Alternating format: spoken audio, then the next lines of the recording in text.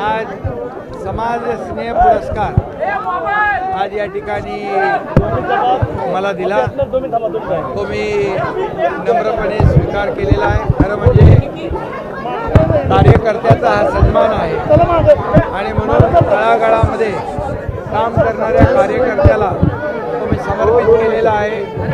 अतिशय समर्पित भावनेने काम केल्यानंतर अशा प्रकारचे पुरस्कार मिळतात आणि म्हणून मी यांनी ब्राह्मण सेवा संघाचं मनापासून अभिनंदन करतो आणि त्यांना धन्यवादही देतो। बाई, शेतकऱ्यांच्या संदर्भातल्या मदतीचा स्टेटस काय आहे? दिवाळीचा सण अगदी एक आठवड्यावर आलाय।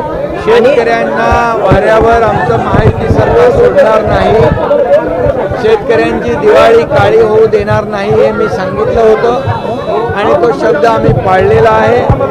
मुख्यमंत्री स्वतः मी अजितदादा आम्ही निर्णय घेतला आणि 32,000 कोटीचं पॅकेज जाहीर केलं।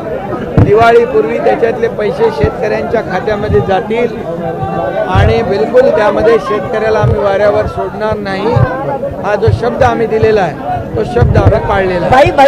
दंगेकर तुमच्या सोबत आहेत, रवींद्र दंगेकर, त्यांना काही तुम्ही समज दिले का? कारण देवेंद्र फडणवीस म्हणाले होते की त्यांच्या बॉसला त्यांची कंप्लेंट करू। दंगेकरांची माझं बोलणं झालेलं आहे।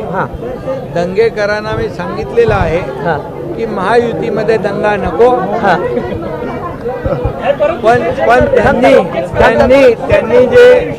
त्यांनी जे सांगितलं की पुण्यामध्ये कायदा सुव्यवस्था अबाधित राहिली पाहिजे, सर्वसामान्य गोरगरीब जनतेला कुठलाही त्रास होता कामा नये, पुण्यामध्ये मुली बाळी नागरिक निर्भयपणे त्यांना फिरता आलं पाहिजे, कायदा सुव्यवस्था राखली गेली पाहिजे आणि म्हणून मी एवढंच सांगतो की गुन्हेगाराला क्षमा नाही, गुन्हेगार कोणी असू द्या त्याला पाठीशी घातलं जाणार नाही आणि पुणेकर जनतेला ज्या अपेक्षा आहे या ठिकाणी गुन्हेगारी मुक्त पुणे याप्रमाणे दंगेकरांचं देखील तेच म्हणणं होतं आणि म्हणून शेवटी आम्ही सरकार म्हणून कायदा सुव्यवस्थेचं रक्षण करणं ही आमची जबाबदारी आहे। सर्वसामान्य नागरिकाला कुठलाही भय वाटता कामा नये, भीती वाटता कामा नये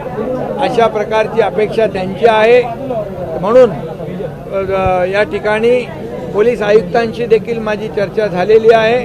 कुठल्याही गुन्हेगाराला पाठीशी घातलं जाणार नाही, कुठल्याही गुन्हेगाराला माफ केलं जाणार नाही। जे आलेत अमितेश कुमार ते कुठेतरी कमी पडतात असं वाटतं का? आल्यानंतर त्यांनी एकदम डॅशिंग मध्ये या सगळ्या गुंडांची परेड काढली, मात्र आता कुठेतरी फेल ठरतायत ते। बिलकुल यामध्ये कायदा सुव्यवस्था राखण्याचं काम पोलीस करतायत। मुख्यमंत्र्यांकडे गृह खातं आहे आणि गृह विभाग पूर्णपणे सक्षमपणे या ठिकाणी जे गुंडागर्दी करतील, जे इथे बळाचा वापर करतील, लोकांना भयभीत करण्याचं काम करतील, त्यांच्यावर कडक कारवाई केली जाईल, कोणालाही सोडलं जाणार नाही।